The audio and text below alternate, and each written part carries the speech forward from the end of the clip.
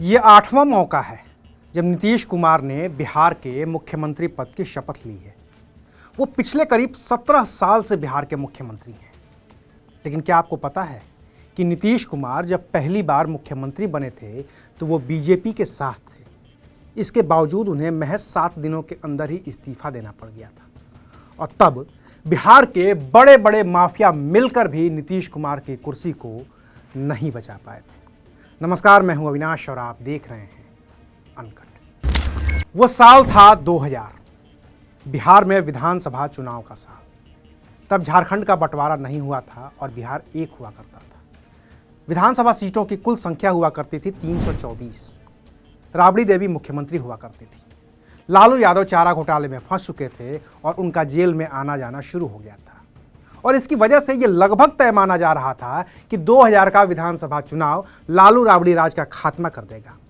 इसकी वजह से बिहार की दूसरी पार्टियों की महत्वाकांक्षाएं बढ़ गई थी। बीजेपी को अपनी संभावना नजर आ रही थी, कांग्रेस को अपनी। तब नीतीश कुमार समता पार्टी में हुआ करते थे जो बीजेपी की सहयोगी पार्टी थी। तो लालू की कमजोरी में उन्हें अपना भी भविष्य नजर आ रहा था। शरद यादव जेडीयू में थे, उन्हें भी लग रहा था कि मौका अच्छा है और नतीजा ये हुआ कि लालू तो कमजोर हुए ही थे, उन्हें चुनौती देने वाले भी एकजुट नहीं हो पाए। बीजेपी ने 168 सीटों पर प्रत्याशी खड़े किए। समता पार्टी और जेडीयू का रिश्ता टूट गया तो दोनों ने अलग अलग चुनाव लड़ा। समता पार्टी ने 120 सीटों पर अपने प्रत्याशी उतारे, जेडीयू ने 87 सीटों पर चुनाव लड़ा। बाहुबली आनंद मोहन सिंह की भी बिहार पीपल्स पार्टी चुनावी मैदान में उतरी और 33 सीटों पर चुनाव लड़ा। और सबका तो एक ही नारा था कि लालू के जंगल राज को उखाड़ फेंकना है। कमजोर पड़े लालू ने भी कुल 293 सीटों पर अपने उम्मीदवार उतारे।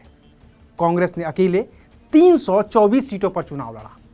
यानी कि न तो लालू ने अपने गठबंधन को मजबूत बना चुनाव लड़ा और न ही विपक्ष एकजुट हो पाया। नतीजा यह हुआ कि लालू यादव की पार्टी चुनाव में फिर से सबसे बड़ी पार्टी बनकर उभरी। उन्हें मिली कुल 124 सीटें, बीजेपी को 67, समता पार्टी को 34 और जेडीयू को 21 सीटों पर जीत मिली।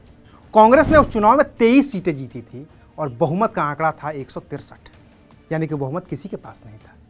लालू के विपक्ष में खड़ी बीजेपी, जेडीयू और समता पार्टी को मिलाकर भी 122 सीटें ही हो रही थी। लालू के पास अकेले की 124 सीटें थी।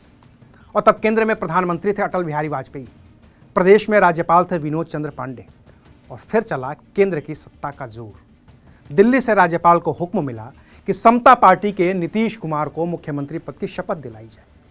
राज्यपाल विनोद चंद्र पांडे ने नीतीश कुमार को मुख्यमंत्री पद की शपथ दिला दी। वो तारीख थी 3 मार्च 2000। अब पहली बार मुख्यमंत्री बने नीतीश कुमार के पास 1 हफ्ते का वक्त था बहुमत साबित करने के लिए। फिर शुरू हुई जोड़ तोड़ की कोशिश। जेडीयू और बीजेपी के समर्थन के बावजूद नीतीश को कम से कम 41 सीटें और चाहिए थी। वहीं लालू के पास खुद की 124 सीटें थीं और उनकी नज़र कांग्रेस के 23 विधायकों पर थे। कांग्रेस विधायक न टूटें, इसके लिए लालू के वफादार रहे मोहम्मद शहाबुद्दीन ने कांग्रेस के विधायकों को पटना के एक होटल में कैद कर लिया। दूसरी तरफ लालू ने सोनिया गांधी के राजनीतिक सचिव अहमद पटेल से बात की और बिहार से बीजेपी को बाहर रखने के लिए कांग्रेस का समर्थन मांगा। वहीं नीतीश के पास ले देकर निर्दलियों का ही सहारा था, जिनकी संख्या 20 थी। लेकिन इनमें से भी अधिकांश ऐसे थे जिनकी छवि बाहुबली की थी।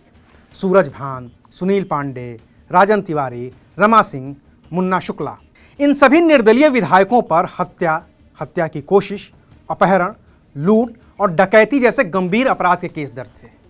नीतीश कुमार को उनके साथियों ने दिलासा दिलाया कि ये सभी निर्दलीय बाहुबली नीतीश कुमार का समर्थन करने को तैयार हैं और अगर नीतीश इनका समर्थन ले लेते हैं तो जो 20-21 विधायक बहुमत से कम हो रहे हैं, ये लोग तो उसका भी जुगाड़ कर देंगे।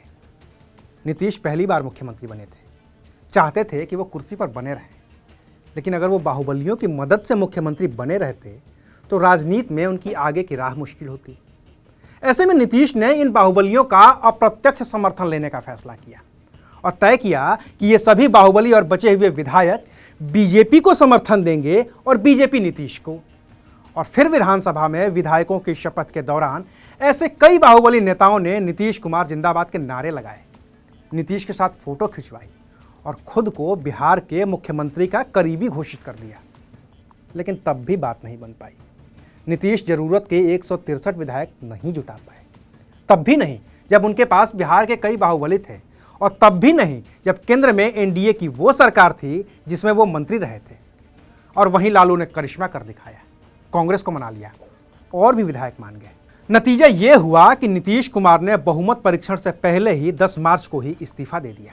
दिल्ली लौट आए, पहले कृषि मंत्री बने और फिर रेल मंत्री वाजपेयी सरकार में। बिहार लालू के पास ही रहा और फिर 2005 में वो सब हुआ जिसने नीतीश कुमार को बिहार के मुख्यमंत्री की कुर्सी पर ऐसा स्थापित किया कि सहयोगी बदलते रहे, नीतीश कुर्सी पर जमे तो जमे ही रहे। तो आज के लिए बस इतना ही, फिर मिलेंगे राजनीति की एक नई कहानी के साथ। देखते रहिए अनकट।